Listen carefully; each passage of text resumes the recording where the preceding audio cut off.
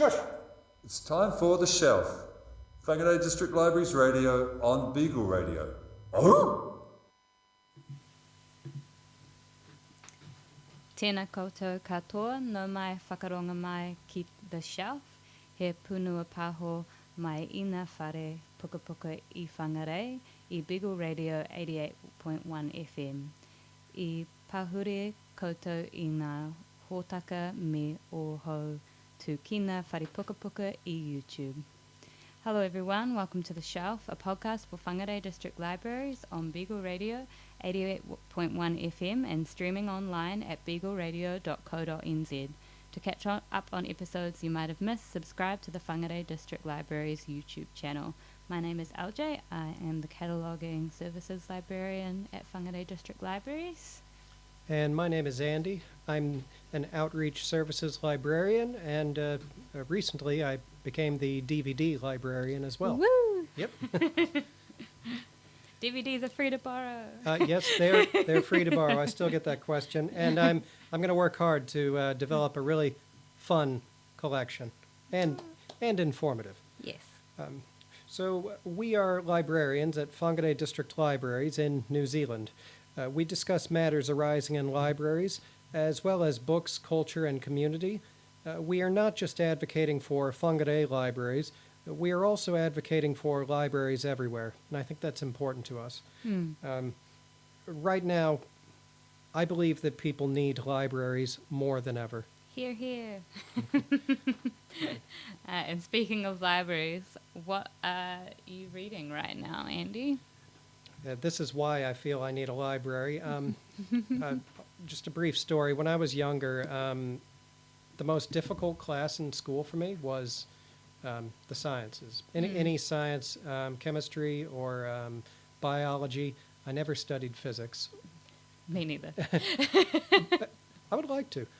So I checked out a book at the library. My curiosity hit its apex. I checked out a book called The Biology Book. So it's been a useful resource. I'm right at the beginning of the book, but I remember a surprising amount of it, cellular structure, but I'm also learning some newer things because, believe it or not, some things have happened since I drew pictures of animal and plant cells when I was 12. Some things have changed. So I'm reading this newer science book just to inform myself, to continue my education. That's really awesome, and I'm sure Sally, our non-fiction librarian, will be thrilled to hear that because she works really hard to find science and math books that are suitable for like a public library audience. They're often really technical, like textbooks, and on the more expensive side. So I know that Sally would really appreciate that the books that she's trying to buy in the area are being appreciated. Okay, I'll let her know. Yeah. And I'm letting the public know. Yeah. If you feel that there's something you don't know about but you want to, just look up a book. Yeah, absolutely. That's my motto. How about you, LJ? What are you reading? I'm reading a couple. Well, I've just finished one. I'm going to be a little bit greedy. I'm going to talk about two. But I just finished one, a fiction. If you've been listening for a while, you know that I do tend towards non-fiction. But I thoroughly enjoyed All That We Know by Shiloh Kino. And she actually has a bit of a local connection because she whakapapas to Ngāpuhi, Ngāti Maniapoto, and Ngāti Te Ata. This is her first adult book. She's previously written a book for teenagers. I cried to be honest. I cried so much reading this. She manages to cover so many complex issues in a fiction setting without feeling like it's textbook, or sometimes when people try to cover complex social issues that are happening in real life in a fiction setting, it can sometimes feel like the character is just there to hold the message rather than the character feeling like a fully fledged person, if that makes sense. But the main character, Marikura Pohe, is, there's a lot about us that's different, but there is a lot about us that is similar as well. She's got ADHD. She's discovering her, or reconnecting with her reo and her iwi. There's a mention of Mount Manaia in the book, so wow. that was quite cool. When she came, I don't want to spoil too much actually, so I won't say that.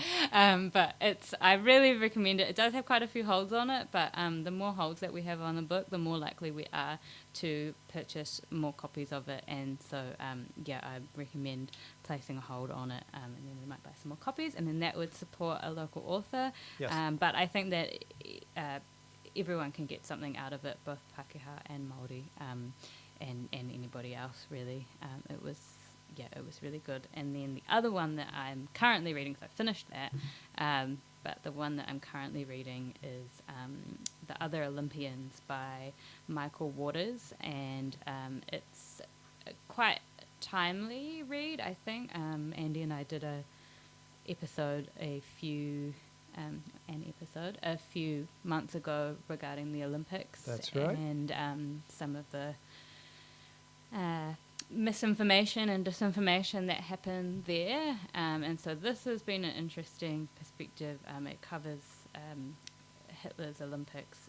It covers some of the precursor to that, and it covers actually some of the first trans athletes, and also the origins of sex testing in the Olympics, and a lot of the history and stuff around that. So I feel like it's shedding light on part of that era of history that's not been as thoroughly documented as some other areas. So far there's some stuff that I did know about, but there's some stuff that I had no idea about. So I'm about halfway through, and I'm learning a lot. And so I think if you are interested in that discussion, that would be a good read. We've got a couple of copies. It would be a good read to provide yourself with some more context. Like Andy says, the library is such a good place to just learn about stuff that you don't know. I mean, I'm always asking, I wonder, I'm one of those people that if somebody says, what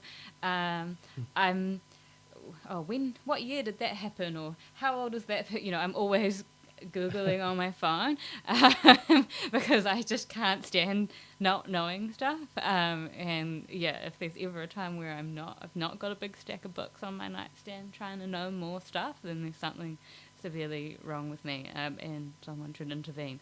It just, you don't have to read big heavy textbooks or anything like that. There's a lot of people have made a lot of information accessible and fun in a non-fiction format. So that's what I would say. Which I guess segues us into the first part of what we are going to be discussing on the shelf today. So with recent political happenings, shall we say, feel like a lot of people are sort of expressing a sense of divisiveness on a global scale, or even just here in Aotearoa, the us versus them mentality. You don't agree with me, therefore you're stupid. I think it's important to bridge that divide with learning, and public libraries play an important role in a thriving democracy. I don't have any citations here, but that's not just my opinion. There's plenty of studies out there, and it is my opinion, but there's also plenty of studies out there to back it up. On a number of levels. So, we make resources and education freely available to all who seek it, as well as providing a community space or a quote-unquote third space, which just means somewhere that you can come and gather and you don't have to pay money for goods and services to be there, in an age where we have significantly less third spaces than we've ever had previously, although I think that is shifting a lot in local communities. So My personal best advice to counter that feeling of division or hopelessness, I think a lot of people go, oh, I'm powerless to change things. Top tip, re-examine your relationship with social media. Definitely. Actually go out into the world and talk to people, and get involved in your community. And I think when people hear that, they think, oh, it has to be this huge big thing. I have to spearhead a movement or come up, reinvent the wheel, come up with something new. But you really don't have to. I mean, there's so many people out there in the communities doing great work already. Just see what's out there that you can get involved in. Like there's the monthly repair cafe. They just recently had their last one for the year, but they'll be back again next year. And they are down in the town basin at that house that I can't think of the name of right now, but they're there. If you look them up on Facebook, they're there monthly. You can either take your stuff there to be repaired, or you could offer to volunteer yourself if that's a skill that you have. There's plenty of groups and events at the library. We're always talking about that on the shelf, but of course on our website as well. Volunteering Northland, we've had Verena and some of the gang on before. They help us a lot with the library, but they have plenty of Rayburn House is where the repair cafe got is. it right here. Yeah. Thanks, Andy. No problem. And but volunteering Northland, they're a really good place to start with connecting you to what is already existing out there. But even if you don't, if you think, all that sounds exhausting, I don't have time, I work full time, which I get, I work full time too. Just going to the local farmers market on a Saturday morning, supporting your local community with your money. You have to buy your veggies somewhere, and they last way longer. Yeah. There's mental health groups around, but even something as simple as just talking to your neighbours, or I hear people spark up conversation in the library all the time. With the thing with social media is that algorithms thrive on making you feel strong feelings, and I'm not saying this to be anti-social media. That's why I say just re-examine your relationship with it. It's a great space for connection, but it also thrives on making you feel strong feelings, particularly rage and anger. That's what makes it addictive. Yeah. And we'll talk a little bit more about this later. We're going to do a little bit of a refresher on how to think critically about the content that you're consuming, whether it's news, books, posts on social media, anything really. You should examine a little deeper. Yes. Before you hear that we're not perfect. Even as librarians, we're all guilty of hearing that little tidbit on the radio or watching a 30-second YouTube clip and then running with it. Yeah, really, if you're reading something that makes you feel angry, really think about that anger and maybe why. And who benefits from you feeling that emotion, really, and who stands to gain from you feeling that emotion, and who stands to lose from you feeling that emotion. I think is a really important question to ask yourself. And sort of in with that note, obviously with current events with the hikoi and the Treaty Principles Bill, it's causing a resurgence in discussion around te tiriti, and a lot of people, you don't know what you don't know. I know that my learning in school was fairly limited. A lot of what I know I didn't learn until I did my library diploma. But you don't have to be a scholar. You don't have to be a tertiary educated to have some understanding. That's again where public libraries come in to bridge the gap. And I just think it's important to know our history. It brings to mind that famous quote, "Those who cannot remember the past are doomed to repeat it." And there are so many resources out there if you think, I just really don't understand this. Network Waitangi Whangarei, they do a lot. They recently did a series of lectures held in the library Maybane room and also here at 116, where we're broadcasting from, around te tiriti, but they also do webinars and talks and all sorts of things throughout the year. They've got a website if you just search it. But there's also a lot of resources in Te Pua Wānanga on Te Tiriti, which is upstairs,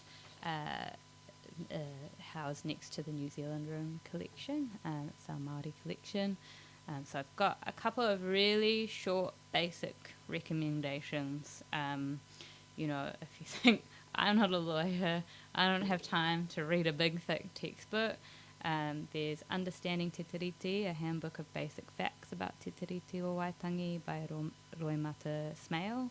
The Story of a Treaty, He Kōrero Tiriti by Claudia Orange. That's part of that Bridget Williams books text series. I don't know if, Andy, you've probably seen those working in the library, but for the listeners, that's a really great series of books. They have so many little ones on so many topics. I'm reading one by Jade Kake actually at the moment, who did a talk for us during Kaituhi about rebuilding the kāinga.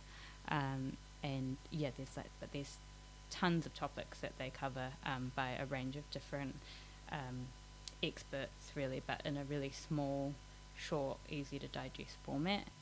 There's also He Tātou Punamu, the Treaty of Waitangi, a Covenant of Reconciliation by Alistair Rees. The Treaty of Waitangi, Te Tiriti o Waitangi by Ross Kalman is a little bit of a bigger one. And then for Pākehā wanting to learn more about being a Te Tiriti partner, there's the recent bestseller Becoming Tangata Te Tiriti by Avril Bell, who spoke at the Treaty and Me lectures for Network Waitangi Whangarei. And we've got some physical copies of that, but we've also got a ton of ebook copies. Penny, our e-resources librarian, shout out to Penny, seems to have secured us a huge amount through Libby. So if you've got the Libby app, or if you look on our website to get the Libby app, you can get it through the ebook copy too. And Leave Your Big Boots at the Door, Pākehā Confronting Racism Against Māori, which is edited by Lorraine McLeod, but it contains essays by 17 different Pākehā on that topic. But of course there's also, I just encourage you to check out Te Pua Wānanga in general. There's the Reo Immersion Collection, if your first language is Reo or you're on your te reo journey. That the Immersion Collection is books from junior all the way through to adult, completely in te reo, and our Iwi Taki Taki collection, which is Indigenous cultures throughout the world, which we'll touch on a little bit later in the show, in Andy's segment. Yeah. Yeah. Well, you mentioned how we really need to re-examine our relationship with social media, because it is quite a reality of our lives. It's almost like I'd call it a projection of the world we know every day, but it's also in some ways a false one. Do you know it's intensified. Do you know the allegory of the cave? I'm guilty of spending too long reading the comment section and upsetting myself. It's something I've been really trying to work on this year, remembering to go outside and actually talk to other human beings, because I don't even know if the people in the comment sections are real. I can't see them. I don't know. They could be bots. And there are plenty. So that's a really good point. But of course we want you to engage with the library social media. Yes. Well, I think what I've done recently with my Reddit account is I've eliminated things that I think are not helping me. Crime news. I don't need to know this stuff. It does not help me.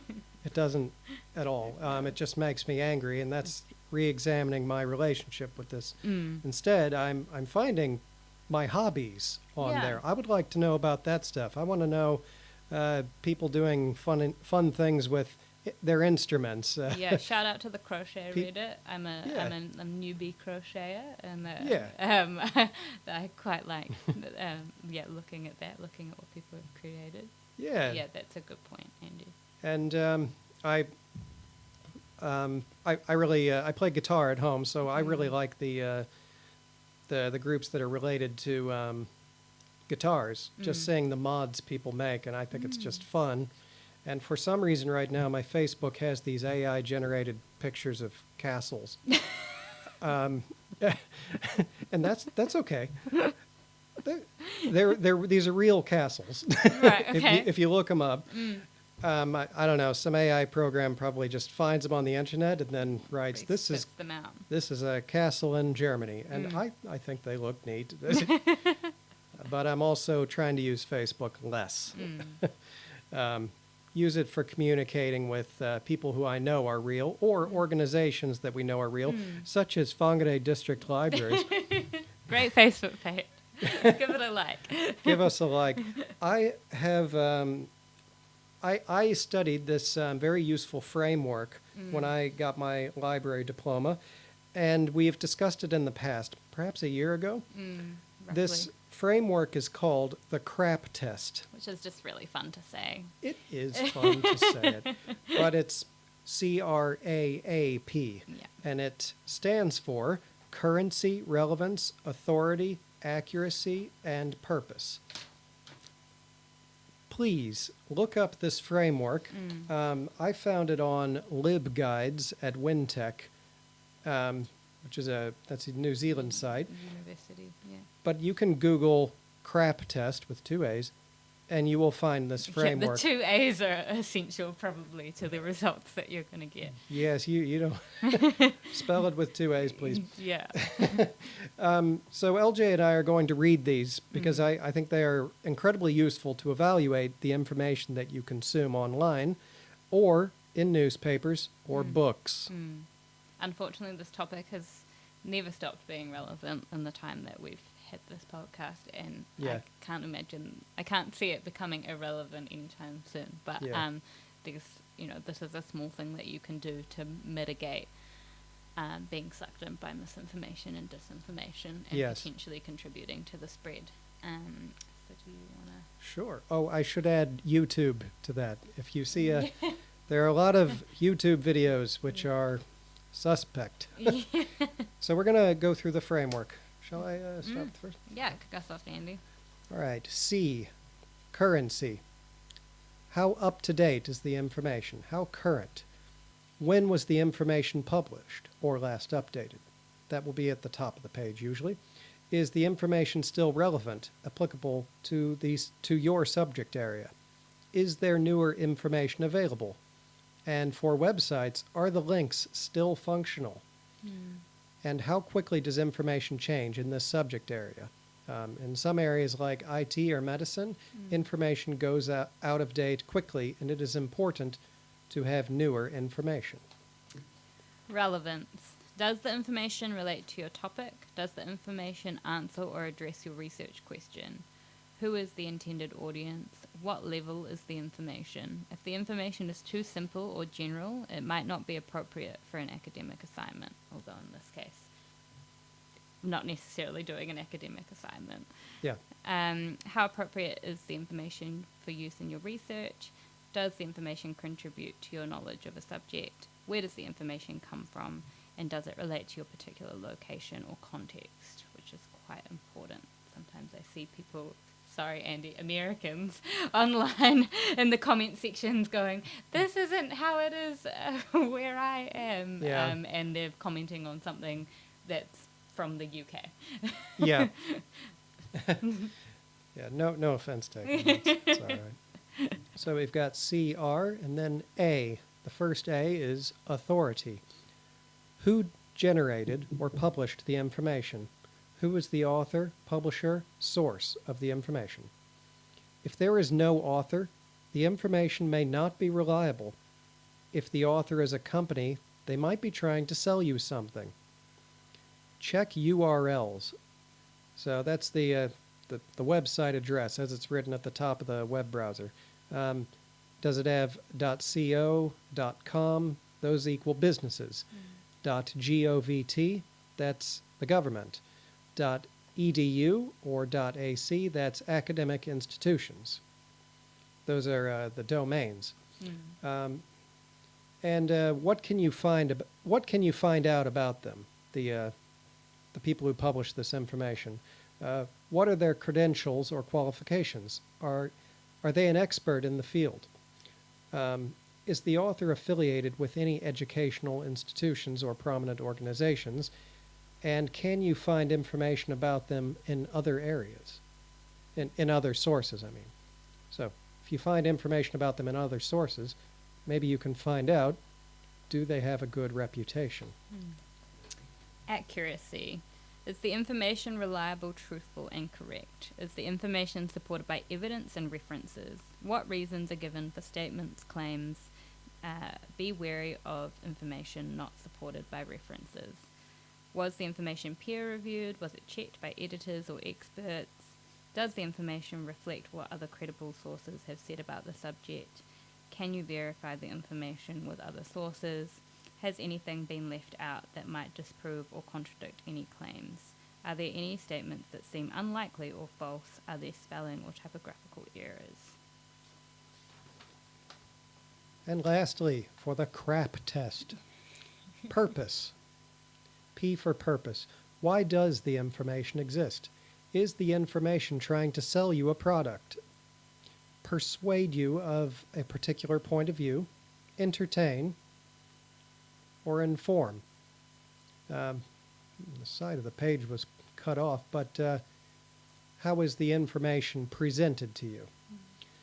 Is the information factual or based purely on opinion? Is it propaganda meant to influence the reader for political, religious, cultural, or commercial reasons? Is the information written with obvious bias or prejudice? Is the language neutral, unbiased, or does it try to appeal to your emotions? So with that last one, I'm going to add, how does it make you feel? And then, for the purpose, who benefits from you feeling that way? Yeah. And there's a new idea that you can look into. It's quite academic, but if you look up meta-literacy, it's similar to information literacy or media literacy, but it's a combination of all forms of literacy. Meta-literacy means to look within, meta. So what are your biases? Can you be self-aware of your own biases before you consume information? So I'm tacking that on to the end of the CRAAP test. Fantastic point. LJ and I read most of that verbatim, so I'll cite it. That's LibGuides at WinTech. The CRAAP test. That's CRAAP. Yeah, thank you, Andy. Like you say, it's important to look within as well. And even though that seems like maybe a lot to do, I think it makes the way that you're engaging with information more intentional rather than just that consistent dopamine hit of just, quote unquote, doom scrolling on your phone. Doom scrolling is a waste of life. It's not good for your health. No, it's not. Okay, so we're gonna break for a song, and let that sink in. This song, I'd kind of heard it before, but I was listening to the Radio New Zealand podcast called Black Sheep, and they had a episode on John Cullen, and it sort of touched a little bit on a story I'd vaguely heard before about Rua Kenana, who was a Tūhoe prophet, and there's actually a book. It's an older book, so we don't have a copy, but you could ask us to interloan it for you. I think that I'm going to ask us to interloan it for me, by Mark Darby, called The Prophet and the Policeman, the story of Rua Kenana and John Cullen. But the song is just called Rua Kenana, and it's by David Grace and Injustice, and it's about this true event in New Zealand history. So I've made it book related. You have. And let's check it out.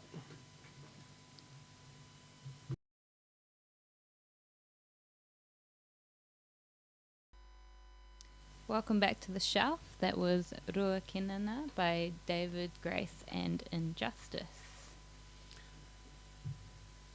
This month is Native American Heritage Month for November. And I'm going to be quite upfront right now and just say that Native American history is not widely taught in schools in America. I should know because I'm from there. No. And it's, you can guess by my, my silly accent.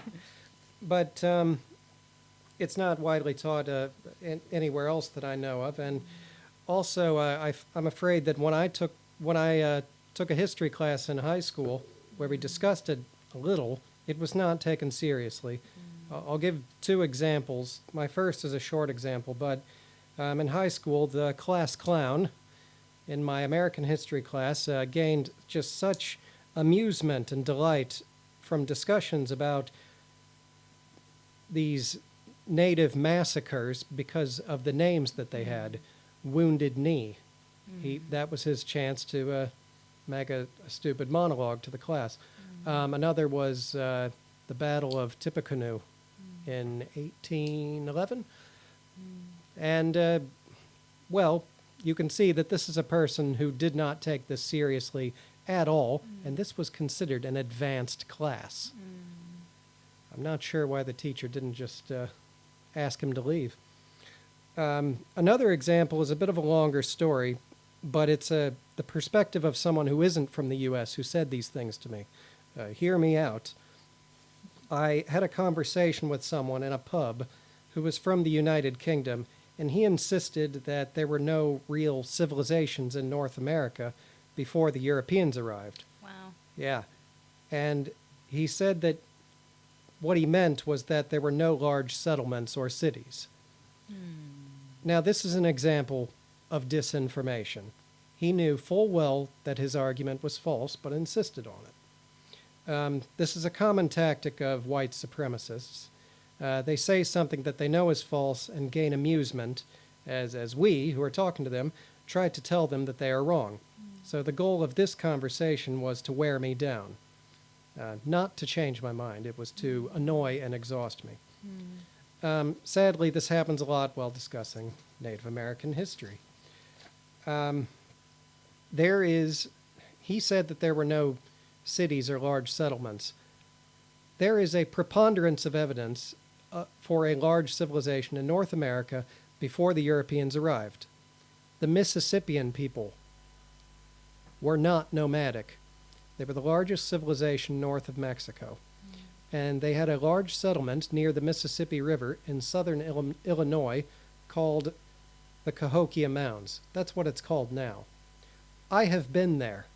I have climbed up the mounds, and you can see the St. Louis skyline from the top.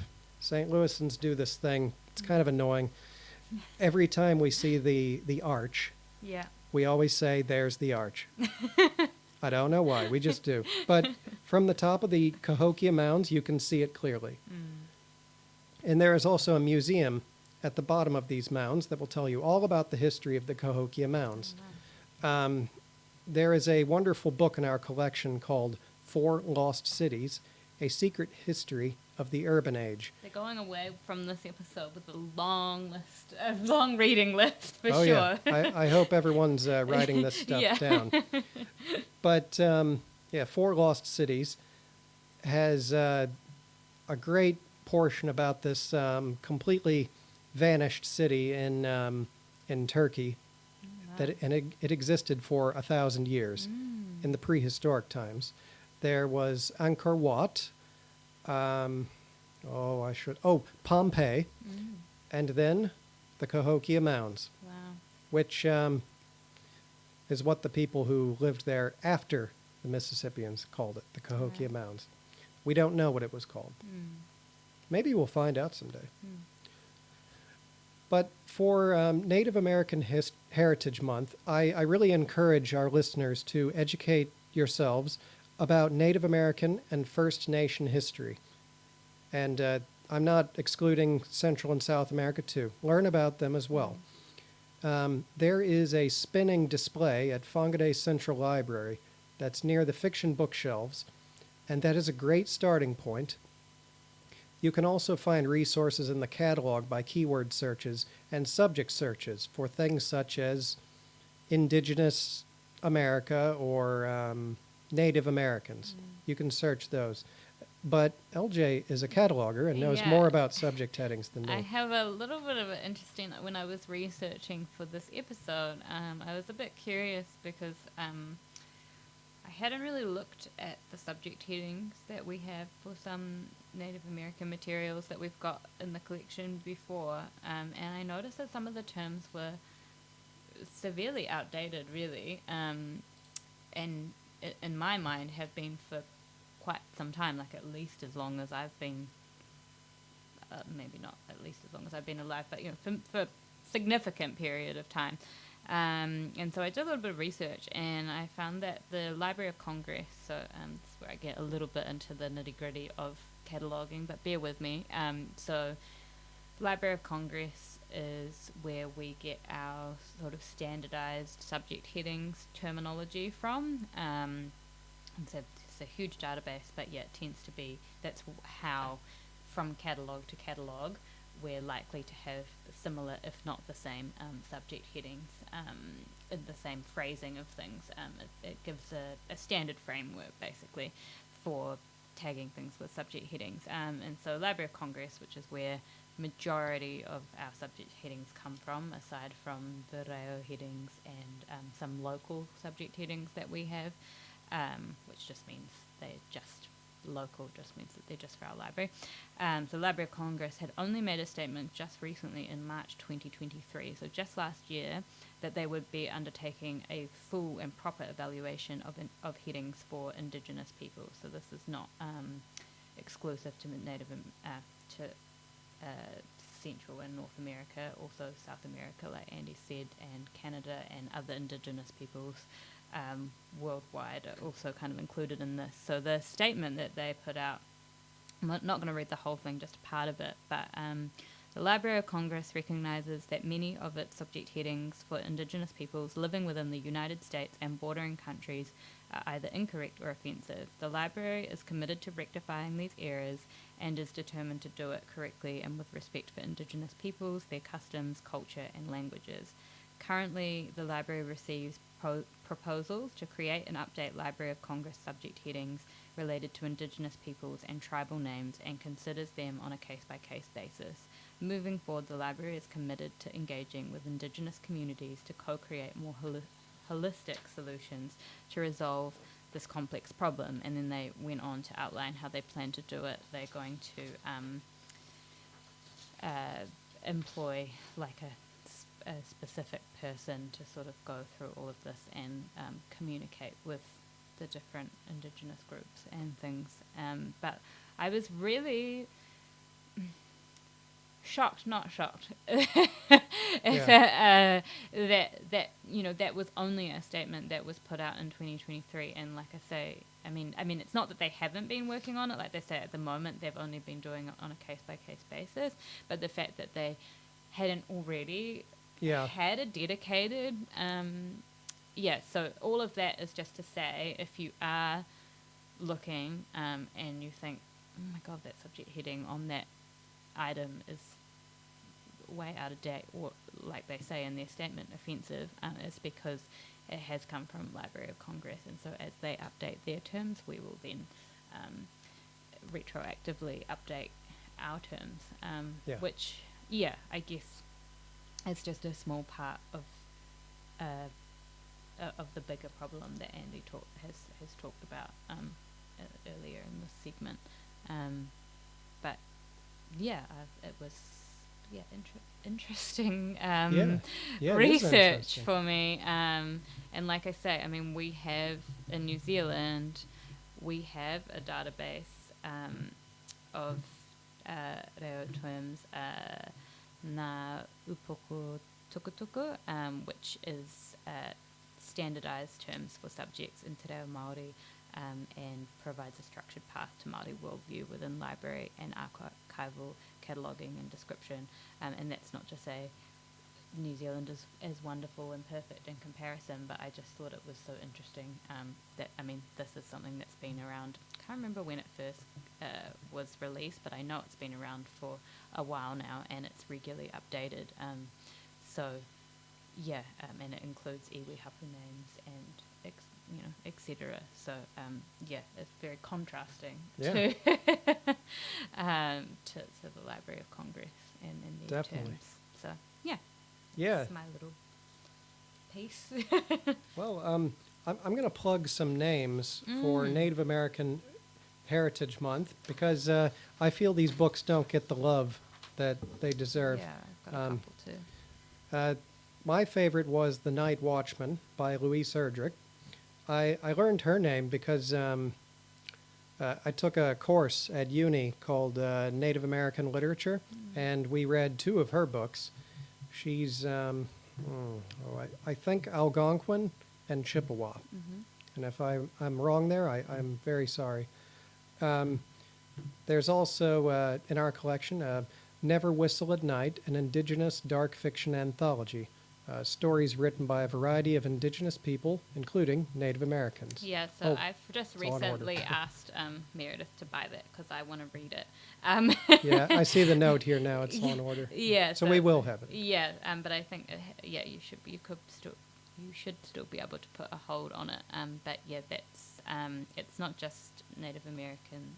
It's a lot of Indigenous writers because it's an anthology, but it's based on the concept that many Indigenous people believe that you should never whistle at night for a variety of different reasons across their cultures. So it's a play on that, basically, this overarching theme. Okay. One more fiction novel I want to plug is The Absolutely True Diary of a Part-Time Indian by Sherman Alexie. It is a very realistic depiction of how teenage boys actually talk. Well, okay, cleaned up a little. Yeah. But it's a good story. And we also have a graphic novel called In Day, a story of the Apache Wars. It's written by Ethan Hawke. Yes, the actor. So that is Ethan Hawke. Well, I would like to talk more about Native authors, though. If you read the books by Mary Crow Dog or Luther Standing Bear, I'm going to see if I can get those in the collection because they are good. And then there's, of course, The Killers of the Flower Moon. Yeah, I've read that. I haven't seen the movie, but I have read the book. There's Bury My Heart at Wounded Knee, Heartbeat of Wounded Knee, and A Two-Spirit Journey by Mani Chakabi. I only found 2 films in our collection. Maybe there are more, but these are from the Native point of view. That's important. There's Embrace the Serpent, which I think takes place in Brazil, and Roma, which is about a Native woman living in Mexico City. It was up for some Oscars. I will try to find more. I'm just going to say this about movies. Westerns, such as The Searchers, do not count. They are not good representations. Well, there's also a lot of stories about the myths of what does this say? Myths of magical Native American women. Is that a title? Yeah, so okay. that's part of Moana's Iwi Takitake collection that I mentioned earlier. So there's a couple that I found in that collection. So that's the collection that's housed in Te Puawamanga, with the little koru on the spine. So recently, so she's been trying to add more Indigenous stories from around the world. So there's Myths of Magical Native American Women, including Salt Woman Stories by Teresa. Oh, I'm not sure if that's pronounced Pihoan or Pijoan. Yeah, I don't should know. have looked up the pronunciation. And Indigenous First, A History of Native American Achievements and Events by Yvonne Dennis. But there's also a lot of books in there on First Nations people from Canada and a few from South America, I think, as well. And that's a collection that's growing all the time. I think if it's okay, we can say that we can play this at the end. I want to give a kind of quote of the day. When you're having a conversation with somebody who denies, say, the history of Native American people or of any race of people, or really anyone who's saying anything utterly ridiculous on the internet that's inflammatory, I always refer to this quote by Jean-Paul Sartre. And it goes like this: "Never believe that anti-Semites are completely unaware of the absurdity of their replies." They know that their remarks are frivolous, open to challenge, but they are amusing themselves, for it is their adversary who is obliged to use words responsibly, since he believes in words. The anti-Semites have the right to play. They even like to play with discourse, for, by giving ridiculous reasons, they discredit the seriousness of their interlocutors. So, yeah, like I said about that kid in class, he's undermining the seriousness. The quote continues, they delight in acting in bad faith, since they seek not to persuade by sound argument, but to intimidate and disconcert. If you press them too closely, they will abruptly fall silent, loftily indicating by some phrase that the time for argument is past. So, Thanks, Andy. I remember that all the time on Verbatim. social media. Verbatim, no. A summary. But, yeah, that was an interesting discussion, though. Let's talk about some upcoming events. Yeah, so we've got all our usual book clubs, fun times, etc., which you can find on the website, or you can ask us. But some key ones to note in your diary is we've got a heritage talk coming up on the 27th of November, so that's next Wednesday, 11 a.m. to 12 p.m. On symbolism in cemeteries, and that will be in the Catholic Suite at Forum North. Which is all about symbols on gravestones, and Bill Edwards is going to talk about the symbols that tell us the belief systems of those buried and something of their life story. And if that sounds interesting to you and you can't make it, it's not just the shelf that we upload to the Whangarei District Libraries YouTube channel, it's also our heritage talks. So worth subscribing for two reasons, and also on the Sunday the 1st of December, we've got the Jigsaw Puzzle Exchange is back. So you can refresh your Jigsaw puzzle collection by exchanging your old ones for new-to-you puzzles. So you can pick out one puzzle for every one that you bring into exchange. So just something to note, puzzles for exchange must be complete with no missing pieces in the original vendor's box and in overall good condition. This is a free community event, and it will be in the library in the May Bain room upstairs from 10 till 12 on Sunday the 1st of December. That's been extremely well attended in the past, so check those two out. And as always, subscribe to the YouTube, like the Facebook, follow the Instagram. Yeah. We say as we tell you to examine your relationship with social media, but hopefully we can be a positive part of your online experience, And shall we say. if you are coming into the library and you just want to tell us in person that you liked the show, we like that too. It's so nice. It's really I've had great. a few Yeah. people recently Yeah. say, "Oh, LJ from the shelf."